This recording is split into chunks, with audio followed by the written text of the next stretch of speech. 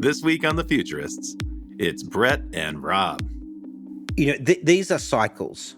And the isolationism and, the good guys, bad guys, winners and losers arguments that we're going through now in this shift in terms of populism and a shift against incumbents, we're going to find out fairly quickly within a few, political cycles that didn't work either.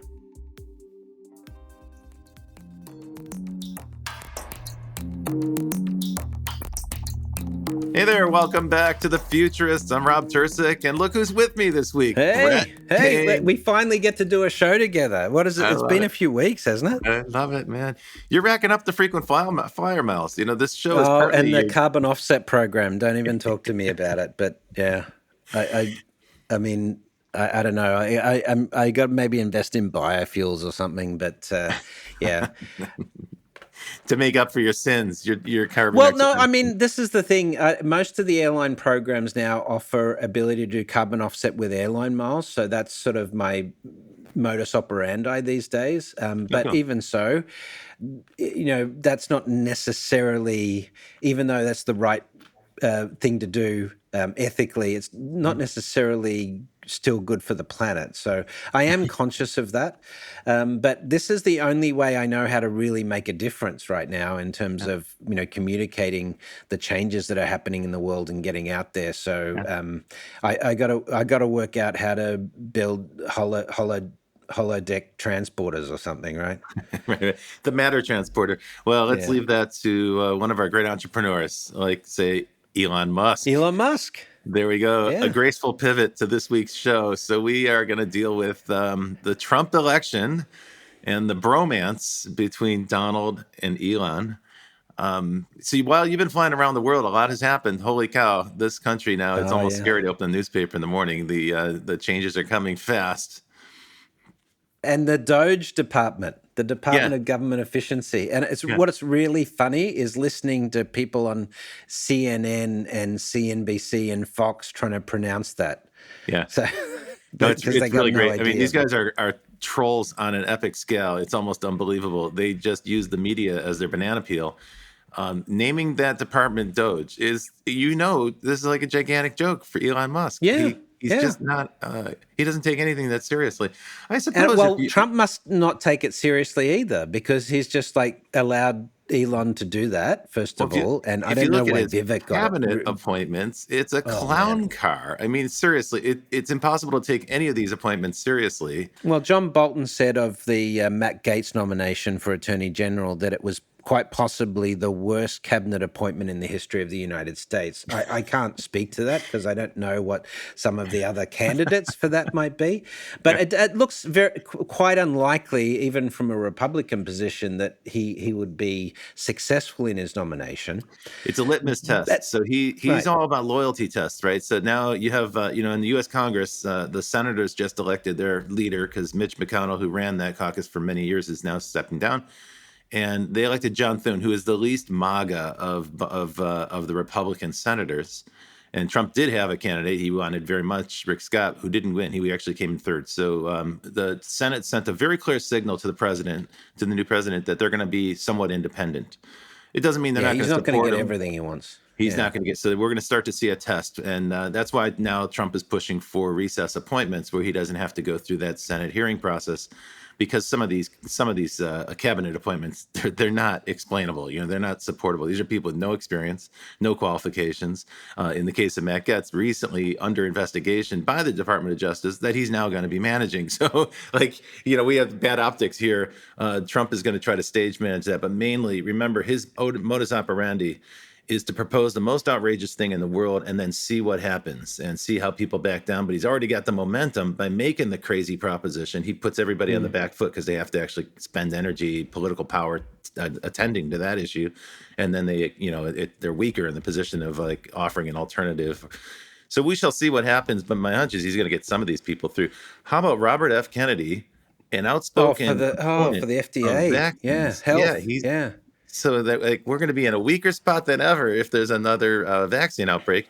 And for the folks who listen to the show, we had Andrew Hessel on the show recently, the biohacker, And he was talking about the weaponization of coronaviruses. He's like, it's clearly going to come now with synthetic biology. Someone's working on it. So you would think the United States government would be focused on making a priority of protecting citizens from infectious disease. And yeah, we just appointed a notorious hack who is against vaccines. So it's kind of a thumb in the eye of the country. People just elected him, and he's saying, "I'm going to dismantle government, the government that protects you." Well, earlier this week, Elon Musk had a meeting in Washington Hmm. with Iran's ambassador to the United Nations to try and hammer out a deal there. It's like, this is not something I had on my bingo card. Yeah. Although, in a But way, it's sort of like naked power, right? We're starting to see yeah, that who really runs the world now are these billionaires or 100 billionaires, centibillionaires. And they're starting to flex their muscles. And they're saying, yeah, we don't have to pretend to support these government mechanisms. We control them. And now they can just, they don't have to send a diplomat. They can simply have the conversation. this is With the Ian interest. Bremmer's position, right, on the G0 and the technocracies. Yeah. That tech. Like look at artificial intelligence legislation. Who is setting policy on AI legislation? It's the tech leaders. Yeah. It's the same is going to be true of many of these areas. Yeah. I Energy do. policy, Yeah. trade. Yeah. Now the people that actually have a stake in it, they're just going to come out of the woodwork and say, okay, this is what I want. Yeah, it's not It, Soros anymore that we got to be concerned about. It's people like Thiel and Musk and yeah. Andreessen and so forth, right? And they're quite overt about it, what they want. Mm. So, I mean, if you support that agenda, look, I'll say this: we've been fairly critical of Elon Musk, and I think that's fair because the guy does much to criticize. But both of us agree that he's probably the greatest entrepreneur in history in terms Yeah, of like and creating entire I, industries. So he behaves in a look, silly way, and it's okay to mock him for that. But on the other hand, you have to respect his achievements but as a this business person.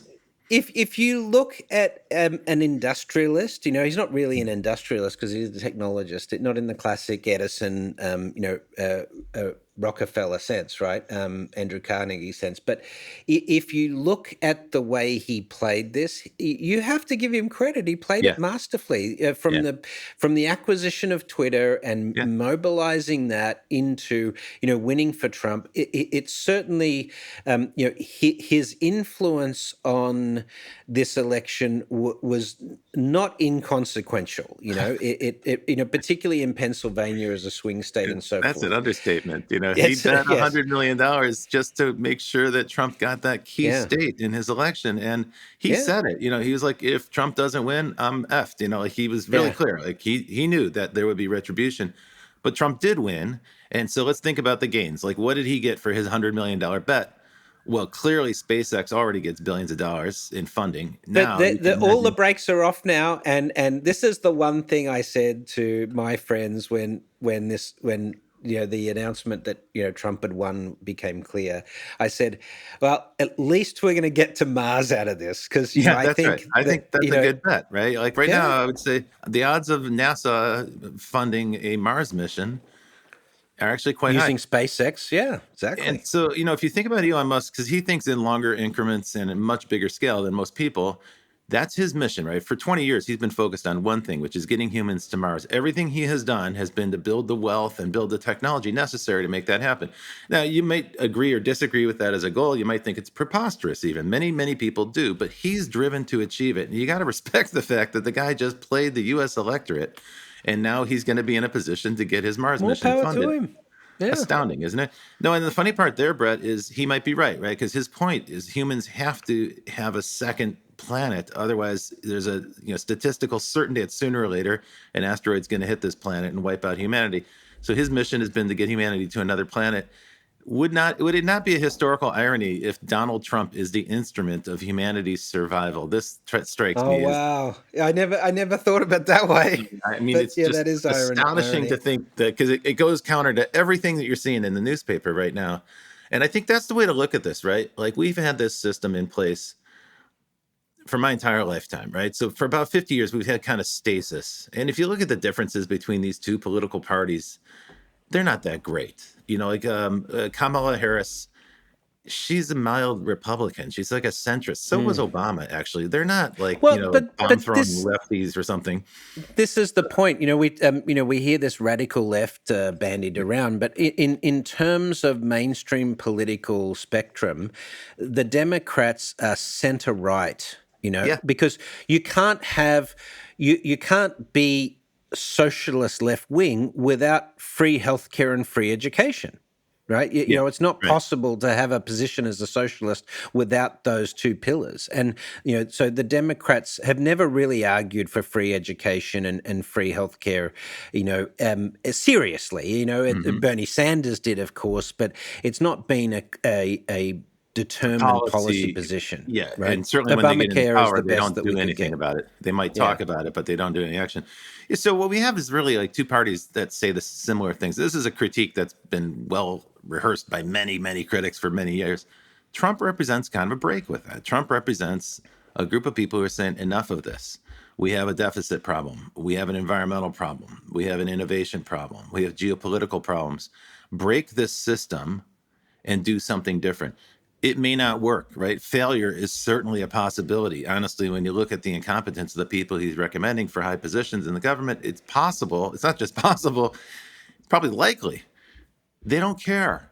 They don't seem to care. The mission is to dismantle this apparatus, this gigantic federal apparatus. It's been in place since World War II. I mean, I think we can all agree that the U.S. government suffers from gross inefficiency in a number of areas. Even the tax code itself Yeah. is extremely inefficient and gamed by, those with the most wealth. A fixed across the board tax rate and so forth would be probably much better for the U.S. in terms of revenue and significantly lower the costs of that. Healthcare is extremely inefficient in the United States. The US pays twice the OECD average for healthcare and generally has worse health outcomes, despite billing itself as the most advanced healthcare system in the world. It's not efficient at all. So I think we can all agree that there's massive inefficiency in the system. I don't know whether blowing it up rebuilding from the cinders is the right strategy. But But that's what we got. That's what we that's got, what we right? got. I don't think people voted for that. I think people voted against inflation. So it wasn't even a for Right. vote. It was an against vote. But what they're going to discover is who they voted for this time around did not share their views. These people are going to impose. They're interpreting this election as a mandate to take a wrecking ball to the federal government, and we're going to find out, for better or for worse, what that entails. Well, Personally, I'm skeptical. Yeah, go ahead. let's talk about inflation, though. Sure. Let's talk about what is the likely impact of a Trump presidency. Now, we don't know Tax everything cuts, he's going to tariffs. go. Right. What's that going to do to inflation? It's going to I drive. don't. Right. It's not going to help inflation. I know. Right. I know. We don't No, have a coherent plan to tax fix cuts to inflation. billionaires. So the richest Right. people will pay less, and they're going to create the tariffs will create kind of like it's like the most regressive tax you could possibly do because it's a tax on consumption. So everyone else is going to pay these taxes. No, I'm telling you, there will be a backlash. I think this is the easiest. This is a show about futurism. I'm going to make a prediction, a very easy prediction. In 2 years, there's going to be a massive Forecast, brother. backlash. Yeah. Yeah, forecast. That's right. I'm looking at my crystal ball, but I'm looking at 2 years out, and there's going to be a huge backlash against these guys because these policies are not what people voted for. They voted against inflation. And Brett, I read something that stunned me, and actually I read it in the Rolling Stone of all publications, but it's quite interesting. They were citing research and some information published in the Financial Times, which is a little more credible, that pointed out that actually, if you look at the elections that happened around the world in 2024, remember, this is the year when Yes. half of the world voted, right? So every industrialized nation, almost every democracy had a national election. And in every case, the incumbents lost share. So whichever Yeah. party was ruling at the time is either out of office or significantly diminished. And in perspective, there, the U.S. Democrats did reasonably well. Like they lost too, but they lost a lot less than in other countries like France, Italy, even New Zealand. Where the ruling parties were turned out. In that respect, the interpretation that this is like some landslide or some massive shift, it's not really. It's a reaction. People are saying, hey, the cost of eggs is too much in the grocery store, the cost of gasoline is too high, and they're mad about it, and so they're just going to take it out on the ruling party. That happened across the board. It doesn't really mean they're for any of these policies that we're talking about. Again, if you guys are listening to this episode today, and you hear us talking about this is the very point that Ian Bremmer, who I would say is probably the leading political commentator in the US these days, he made this exact point in numerous interviews following Trump's election. And we've talked about this before, but I wrote about this extensively in the last book, in The Rise of Technosocialism, that this economic uncertainty is a key element of driving this populist movement. Because people may not know academically what is going to be happening with climate and artificial intelligence and so forth, but they can see that the old system is losing its effectiveness. All of the old methodologies we had are not working as well. And that economic uncertainty translates into, let's try something else to bring back the stability we had in the 1960s and 1970s when, the US economy was at its strongest. Maybe not 1970s, but certainly the 1960s. And yet, you can't really get back to that state because it is fundamentally different. The level of technology involved that is applied from a productivity perspective in the market, that has created these massive corporations, but at the same time has not created real wage growth. The clear problems with climate, with effectively $250 billion of economic damage done in the United States this year because of extreme weather events. That's only going to climb on a global basis. So you, as we do often on this show, you forecast those things out and you have greater and greater uncertainty, and people are looking for more and more uncertainty in that environment, which is very difficult to do when the systems of governance and the economic theories that we apply to our markets are just no longer really working in the way that they should be for the broader population. The U.S. economy at a functional level is serving a smaller and smaller group of people in terms of net benefits, comparative to what it was in the 1960s. And yet, at the same time, we have more prosperity than we did even in the We're much better off. 1970s. Our People health don't is better. feel it. Yeah, People don't exactly, feel yeah. it, right? They don't see it that way. And also on a global basis, hundreds of millions of people have been lifted out of abject poverty into something you would call middle class, depending on the country. That's an amazing achievement. That's all occurred in our lifetime, but we don't notice it, right? So we tend to take that stuff for granted. This is back to the concept of loss aversion. We've talked about that in previous shows. When people have something, they just sort of assume that's their thing, and they get worried about losing it. They don't actually notice that they're gaining more, and they don't enjoy the benefits of that or appreciate the benefits of that as much. And they're not Is that so a willing lack to of share. is that a lack of optimism, or is it I think what do humans you are think? hardwired to be really cautious about the future and the unknown. And you don't spend a lot of time thinking about what you've got. You think about what might take it away from you, right? We're very, very well attuned to threats. We see a lot of threats.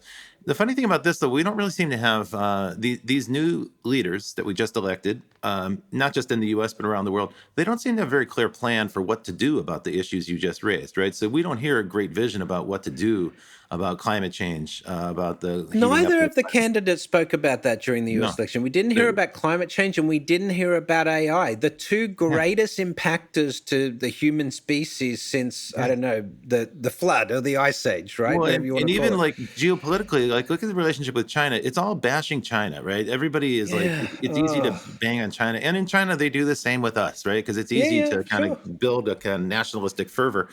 But the problem is, like, the stupidest thing in the world would be a war with China. Everyone knows who would win that war. I mean, define win? No Uh, one. Massive devastation. You'd wreck the global economy. All other countries would suffer from that because the supply chain runs on the U.S. Navy and China as a workforce.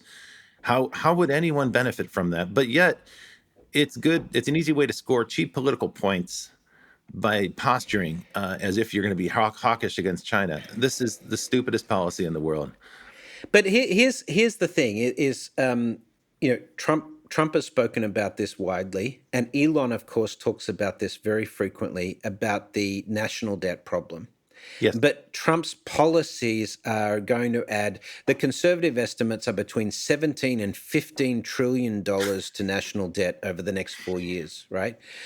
Which is insane to think about. But At some point, then people are going to start to think twice about holding T-bills. right. How far away is that? Is it a decade away? Is it more? Is it less? But here's the really interesting piece of this is that the only way that I can see a way out of this national debt thing, and when we come back from the break, we should discuss this, is that there's only two ways that are likely to because you're either going to have the collapse of the US economy, which the US is not going to want that to happen. So they either have to manufacture a crisis of such scale that the debt is forgotten or is no longer important, i.e. a global war, right?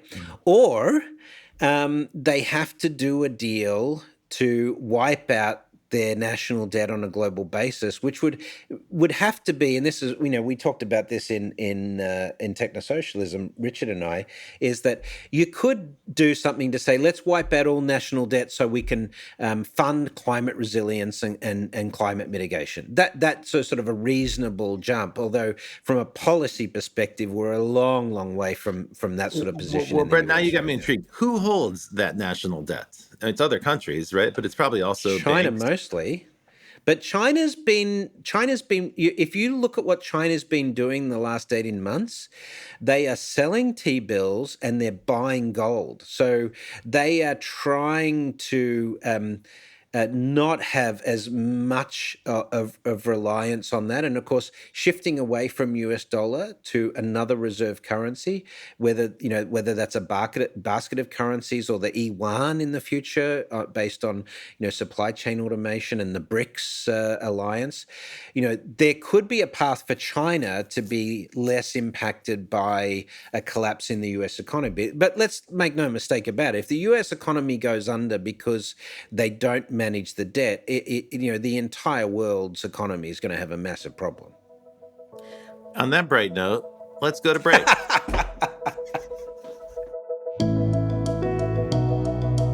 Provoke Media is proud to sponsor, produce, and support the Futurist podcast. Provoke.fm is a global podcast network and content creation company with the world's leading fintech podcast and radio show, Breaking Banks. And of course, its spin-off podcast, Breaking Banks Europe, Breaking Banks Asia Pacific. But we also produce the official Finovate podcast, Tech on Reg, and Emerge Everywhere, the podcast of the Financial Health Network. For information about all our podcasts, go to provoke.fm or check out Breaking Banks, the world's #1 fintech podcast and radio show. Hey, we're back, and you're listening to The Futurist. It's Rob and Brett, and we're just bashing away in the glow of the aftermath of the election in the United States and many other countries around the world this year. We're trying to understand the geopolitical implications for the future. And while we're on the topic of being a global futurist, let me share something with the listeners. This is actually quite exciting.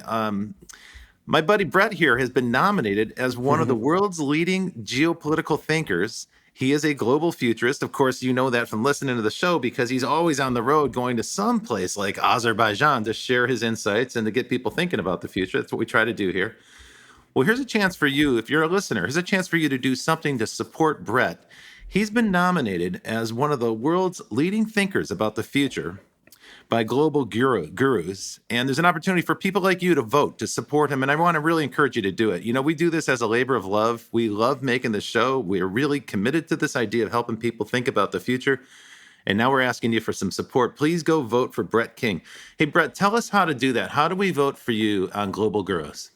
Thank you, man. It's nice. It's nice recognition for the show. You can go to globalgurus.org/futurist and vote for the best global futurists of 2025.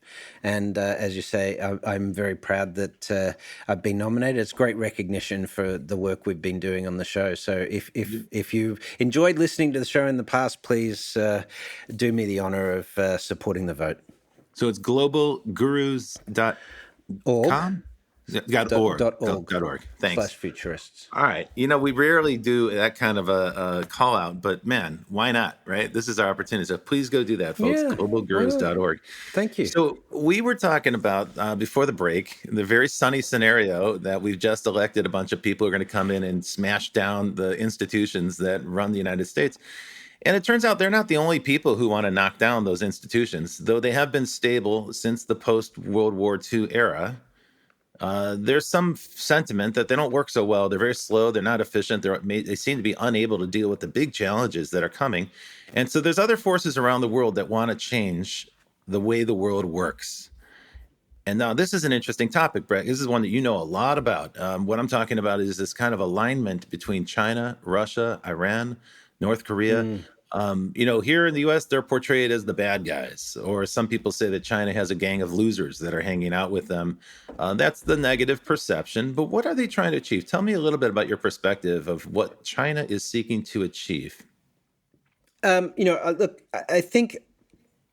I don't think there's any argument from most economists that, unless you're an American economist, but most economists globally recognize that China's growth is eventually going to result in China displacing the US as the world's number one economy.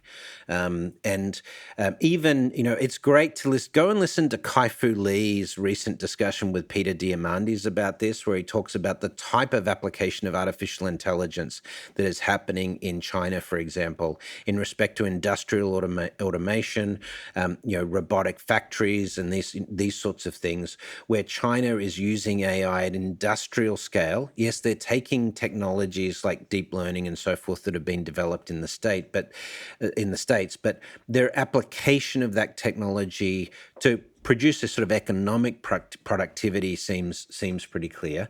And, we see resistance to that in the US, the dock worker strike. We talked about that the other week on the show. So, China is barreling ahead with mechanisms to ensure that the Chinese economy becomes the world's dominant economy, because in their mind, that's returning China to the state it previously held, back in times gone by. And they seem like they've got the momentum in terms of economic growth and now in terms of infrastructure investment to get there. But in addition, geopolitically, you've got Russia and China both committed to reshaping trade away from the US dollar. They've got OPEC on board with that. So you've seen a change with Saudi in terms of oil trades that's shifting away exclusively from US dollars. And, you have then the BRIC alliance coming in here, which, let's be clear, two of the top three economies in 2050 is going to be China and India. And Brazil is going to be number 4. So you've got, three of the top 4 economies as a trading bloc with Russia and with South Africa, the small s at the end. But this is going to be the next power block in terms of global trade. And if they can migrate away from the US dollar onto some other, currency structure, whether that is a basket of currencies or whether that's something like the yuan, right, the Chinese central bank digital currency when it comes to autonomous cross-border trade, at this point in time, in the mid-2050s, about 70% of global output is expected to come from China and India alone. So this really does very quickly sort of reshape geopolitics in terms of economics. And the US, because of its position, particularly if Trump pulls out of NATO, and you have more isolation, from the US in terms of its policies and economic approach, then it's going to become fairly easy for other countries in the region, Europe in particular, to start falling behind China and India in respect to trade. Ian Bremmer's made this point as well, that more recently, if you look at geopolitically, the leader who is probably the smartest in terms of playing geopolitics right now, it's Modi out of India. No one, he's friends with everyone. With China, with Russia, with India and the States, everybody. And historically, China and India have quite a lot of friction between them and a lot of issues to settle. And he's managing that as adroitly as any politician seems to be able to do. And so, if you look at the geopolitics of the economic world in the 2050s and beyond, it just doesn't look like the US is the serious player that it has been in the past. But of course, artificial intelligence and climate could really mess with that. AI, it depends. More and more as we look at artificial intelligence, it seems to be probably more of a local economic implication rather than sort of a global thing. But certainly from an investment perspective, it's going to be global. But there's not necessarily going to be a dominant artificial intelligence that's going to cross the globe. It doesn't appear like that at the moment, although That's still one of early the days, fears, right? Yeah. That's certainly one of the things that's propelling China to develop their own approach. Their perspective on the internet was it was a way to teach people to think like Americans, and it worked. It was quite successful at that. And so now they're thinking whoever develops a global brain or a robotic brain, it might be a brain that thinks with Chinese characteristics as opposed to one that promotes American ways of thinking. Yeah. I mean, that's certainly in their national interest a legitimate goal, right? Now, you And would then think in the you've United got States we would have easy alignment on this. You would think yeah. the policy imperatives would be quite clear, but you just pointed out a really important point, which is this trend towards isolationism. So it strikes me as very surprising that this is the moment in history when the United States would step it back into isolationism, the way we were before World War I, 100 years ago, Yeah. literally. Why would we revert to that now? One of the reasons is we're exhausted, right? So Yeah. for 70 years, we've been running this global presence with our Navy and Air Force around the world, 1,000 military bases. It costs a tremendous amount. One of the reasons Americans don't have universal health care is because we have a global Navy that keeps the sea lanes free and then enables global trade. And we decided to trade that off as a nation in order to maintain peace because we never wanted to have another world war. And that's worked well for 70 years. Like, face it, this has been the Of most course. prosperous era in global history, as we talked about in the beginning of the show. But now, for some reason, we seem to have lost interest in that. And most certainly, Trump is a transactional-minded fellow. So even if he's trying to support the United States in his way, it's going to be transactional. It's what's in it for me. We saw that in his dealings with Zelensky in Ukraine. We see that in his dealings with other nations. I have no doubt that in this next administration, he's going to take that same transactional approach. This is bad news for small countries that are next to big countries, places like Taiwan and Vietnam, Ukraine and Poland. If I were living in these places, I'd be quite concerned because the United States has given them kind of an umbrella to operate the way they want to operate, to set up the government that they want to have, to develop industry the way they want to do it. If we remove that umbrella, they're going to The be viability of NATO moving forward is definitely shaky. That's right. And then if we lose NATO, NATO's about the only thing that's got any brakes on the Russia-Ukraine situation.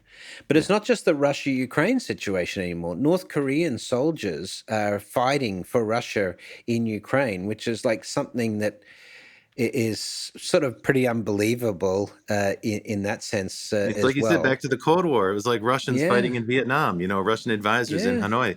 Now we have it going the other direction. It's quite astounding. I don't think we ever expected to see that.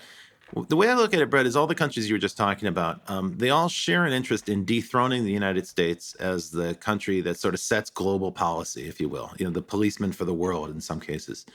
The Chinese are doing it economically, and by Right. flexing their muscles in the South China Sea, they can force the United States to divert resources to to Taiwan and to that region. Yeah.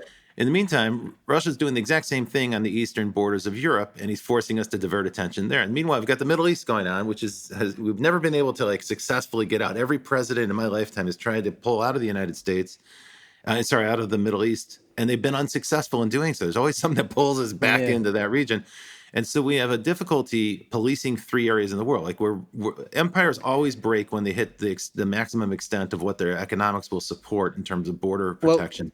Let's go back to the economics for a second, because what is China and Russia trying to do? They're trying to weaken the reserve currency, US dollars. Why? Because if sanctions get put on Russia and China, then they're in trouble economically. And so, although I'm not even sure the US could put sanctions on China in the current geopolitical environment, but if the US dollar is weakened, then the US loses that economic leverage of sanctions. That's right. And that gives Russia and China far more freedom to act without economic penalty, at least. That's right. And the SWIFT banking system requires all those international banking transactions to go through U.S. banks, where the U.S. government has a measure of control over those transactions. If countries start to do trade in the yuan or some other kind of currency, a cryptocurrency of some sort, the U.S. will lose that lever of control as well over global trade. So what they're seeking to do is dismantle the mechanisms of control that the U.S. has. Now, the U.S. has mainly been focused on stability and maintaining a stable global system. Some of the things I've read are if the United States retreats from that position, if we go full isolationist, it's going to lead to lots of regional conflict, and that will disrupt global trade. A couple weeks ago on this show, we had Melanie Hilton, who is the senior vice president at GS1, probably the best expert in the world on the subject of the global supply chain. And we talked a little bit about the fragility of that and how dependent it is on goodwill and cooperation. There is no global authority that manages a supply chain. It's all voluntary, opt-in. More than 1 million companies around the world, actually 2 million companies around the world, participate in that. But they all do so with the assumption that ships are going to be able to sail freely without interruption on the oceans. And I think people don't realize we've been so fortunate in our lifetimes. Before this, up until the 20th century, ships could not necessarily sail freely around the world. They were always interfered with. That was the way global trade was. It was very risky, and there was not that much international trade. In 70 years, we've been able to transform that, where now most countries rely mainly on international trade. Most countries are exporting. Most countries rely heavily on imports. And here's one example. The United States is incredibly vulnerable in its supply chain for military gear. They say if we did have a shooting war with China, it would be over in a month because the United States would run out of its arsenal. It simply doesn't have enough weapons. And we get the supplies for that from places in Africa. We get supplies from China. We get the rare earths from China and so forth. So we might not even necessarily have access to the raw materials to replace weapons once they're used. We would have very quickly a shooting war with China would turn into a supply chain war. And this is a situation I don't think the United States is prepared for. We certainly don't have the arsenal for it. We are no longer the arsenal of democracy the way we used to advertise it. I wish we had more leadership on these topics because I don't really hear our politicians in any country, not just the U.S. You see what happens in Europe.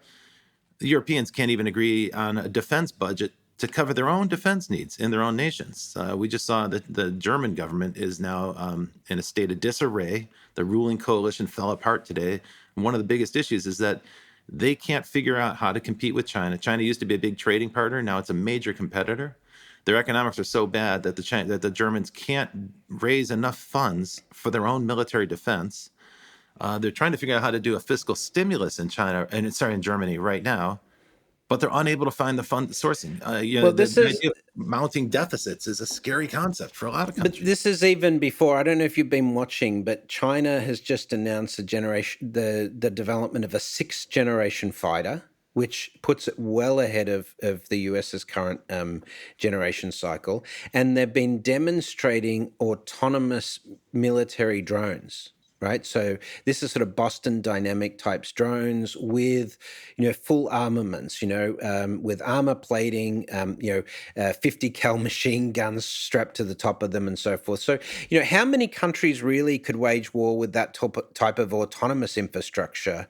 There's only 2 really. Like even Russia can't field really the Su-47s or whatever at scale at this point. They're having to get North Korea to produce armaments and things like that. So, this is a really sort of wild scenario. But I do think, why is it we're still talking about warfare in this day and age? We know that it's counterproductive as a species. We know that it takes decades to recover. We know that civilians are the ones that get most impacted.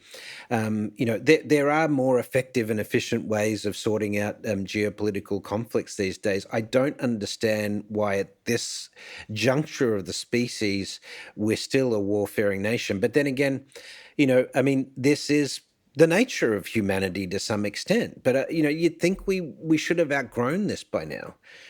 Part of the problem is that people think nationally about global challenges, right? So it's always the issue of what's in it for me. Trump is the avatar of that kind of thinking. Yeah. That by its nature, it means you're not going to be solving the problem on a global basis. So if you're not prepared to solve on a global cooperative basis, then you're going to have military, at least in your back pocket. You got to have military behind you to enforce whatever decisions you finally make. I think you're going to start to see, if Trump goes isolationist, you're going to start to see rearmament around the world, a race towards next generation weapons. That means that funds are going to be diverted away from public health and safety, maintaining better cities and building infrastructure. It's going to shift towards really non-productive spending, because most of those weapons never get used. They just sit in a warehouse or in a missile silo someplace. But it's the isolationist element is also happening in terms of the borders. The immigration issue became a major issue, for policy.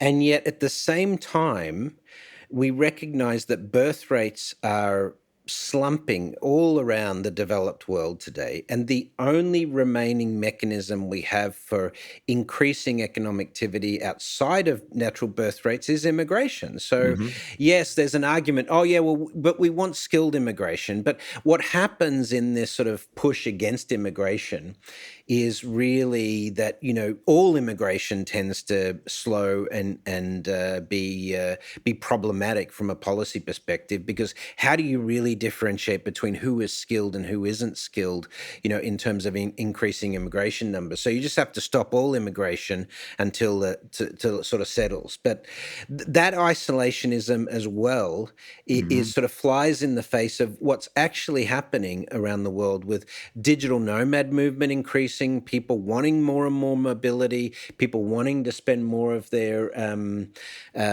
money, on travel and experiences and things like that. So, also climate is causing people to move. Like climate refugees are a huge factor in global integration. That's one of the things that destabilized the German government. They got another 3 million immigrants, and they just don't have the money. They spend about $30 to $50 billion a year supporting immigration. People are coming into their country. But they have a jobs crisis. They have a manufacturing crisis. Volkswagen, for the first time in history, has closed 3 auto plants in Germany. Wow. They've never done that before. So the question is, where are we going to find jobs for these workers? Your point is very good, though, and it deserves to be underscored. We've talked about in the past, big demographic trend globally is that families are no longer reproducing at replacement rate around the world. This trend started in East Asia, in Japan and Korea. But now it's global. It's here too, in the United States, all over Europe. But it's also now happening in the Southern Hemisphere as well, where as people move to cities, the families start to realize they don't need a lot of kids in a city. It's very expensive to have kids. If you're in the country, the children help on a farm or in a rural place. It's relatively cheap to raise a lot of kids. Once you get to a city, every family makes its own individual decision, an economic decision. How many kids can we afford? And the answer is less than 2 on average, which is not replacement rate. There's a lot of debate about why people aren't having kids, but I think the economics of having children is very challenging today. Yeah. And I know, there's a lot of debate. I have this conversation on LinkedIn almost every week right now. And, people say, well, but things like you said before, on almost every measure, we're doing better than we were in the past. But that's not what people are feeling, because it's getting more expensive. And yes, less people are in poverty, but real wage growth hasn't grown in the US and the UK for many years. You do have housing affordability is plummeting around the world. So, in these conditions, when education is getting more expensive, With that combined with the economic uncertainty of techno displacement or unemployment, climate change, and so forth, would you bring a child into the world at this point in time? It's a very real question. So it may be another 50 years before we have the type of economic stability that's required to really grow the population. Now, that's not necessarily a bad thing at this phase of human history, because we probably need to take the foot off the gas of population growth, particularly at this time of climate impact specifically. But Resource depletion, the depletion but of it is animal going to resources. crash the world's economies, because without population growth, you can't have economic growth. And at this least is the you're going to have fundamental very premise of the anemic economy, the economic global growth. economy. Yeah, that's right. Right? Every system is based on further growth. That's the basic assumption.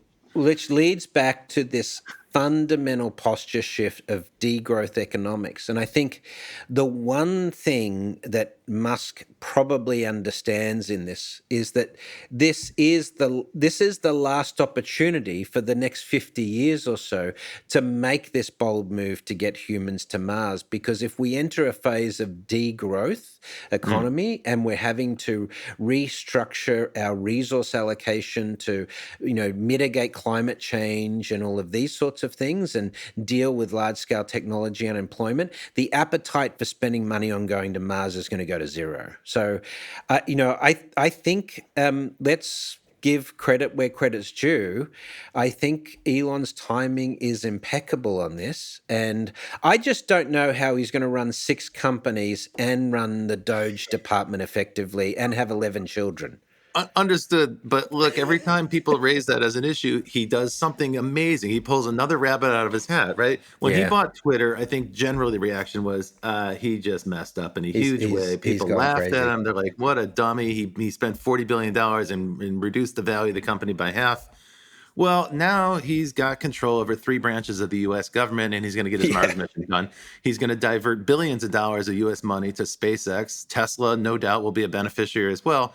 As shareholders of those companies have to be thrilled with this guy. Even if he acts like a clown, they have to be thrilled with him because he is absolutely delivering shareholder value. Again, I don't want to say I endorse his politics. I put my chances of actually going to Mars, which has been a childhood dream for me, now with longevity treatments and things like this. Maybe my chances of going to Mars personally has gone up to 30% now, and if the longevity stuff kicks in a bit, it might even get to 50%, It might be a one-way trip though, Brett. But as Elon said, he's going to be happy to die on Mars as long as it's not on impact. All right, great. Where's the optimism? So let's make this show optimistic. We're supposed to be optimistic, but it's always so easy to talk about. Going to Mars is optimistic, right? Great. But I do think, look, the one thing that sort of comes out of all of this, and these are cycles. And the isolationism and, the good guys, bad guys, winners and losers arguments that we're going through now, and this shift in terms of populism and a shift against incumbents, we're going to find out fairly quickly within a few, political cycles that didn't work either. Right. And at that point, you've got the worst effects of climate having to hit. So we will try the isolationism, we'll try the nationalism, and we'll find that the economies of the world will be shrinking and collapsing. And at the end of the day, that won't be necessarily important because people will have to eat. They won't be able to get work because of automation. They'll have to eat. They'll be displaced from these conditions, and it will create these weather conditions and so forth. And it will finally create real consensus. At least that is my hope. In fact, I think that's the only viable outcome for the survival of the species through this process. But again, I think for people who are listening, we raised a bunch of scary scenarios on this particular episode. But I think everybody in the past 2 weeks in the United States, at least, has been thinking about these scary scenarios. One thing I've noticed is that Trump talks a lot. He doesn't actually take action all the time. But when he talks, he forces other people to respond. Like you can't not respond to what he says. And it's a very powerful technique because he's constantly keeping people on the reactive, right? They can't be proactive. They can't advance their own agenda because they're constantly responding to the crazy stuff that this guy says. Well, look at the results. Just within a week of his election win, his second win, the Mexican government has announced that they're going to start to crack down on illegal border crossings. They're going to start to do it themselves preemptively. They're going to say, we're not going to wait for the United States to do, some kind of, mass roundup and deportation that Trump has been talking about. Instead, they're taking action. They're going to control the border. As you pointed out, the Iranian government has already reached out to the incoming Trump administration to signal that they don't want a conflict. They want to figure this out, right? There's already discussion happening with Vladimir Putin and Russia. We don't know what those discussions entail. We don't really know what they have up their sleeve, but that's part of his game. Part of his game is to talk a lot and say a lot. And sometimes it's contradictory. Sometimes it's nonsense. Sometimes it's absolutely scary. Sometimes it's racist rhetoric. He's very provocative. He forces people on the reactive, and then they start to make decisions on their own to appease this guy. It's sort of the madman theory, and it's not a great way to run a government. It's certainly not a great way to keep stability, but it is a way to break people out of the old habits and get people who aren't doing any action to respond proactively. In a way, I look at that, I'm like, this is actually going to be such an interesting thing to see, right? He may take a wrecking ball to the U.S. government. He may destroy NATO. He may pull out of all these international agreements. That would be, I think, traumatic and tragic. On the other hand, he's also going to cause change to occur, and maybe there is some overdue change. Absolutely. Well, this is a fun time to be a futurist. It is. It is. It's like, we're trying to look in the crystal ball, and it's very cloudy at this point, but there's lots of possibilities swirling around. Folks, if you've been listening, this is The Futurist. Brett and I are the hosts. We do this every week. Usually we bring a guest who is someone who's thinking about the future or someone that's actively building the future of their visions and dreams. We love hearing from our listeners when you have an idea or a suggestion or you take issue with something that we said, some harebrained idea that we talked about. We love to hear from you. So please let us know. I think that's it for this week, Brett. So I'm going to wish you the best on your journey. And we'll see you. I'm working on. Yeah, we will see you. We'll see you in the future. Well, that's it for The Futurists this week. If you like the show, we sure hope you did. Please subscribe and share it with the people in your community. And don't forget to leave us a 5-star review. That really helps other people find the show. And you can ping us anytime on Instagram and Twitter at Futurist Podcast for the folks that you'd like to see on the show or the questions that you'd like us to ask. Thanks for joining. And as always, we'll see you in the future.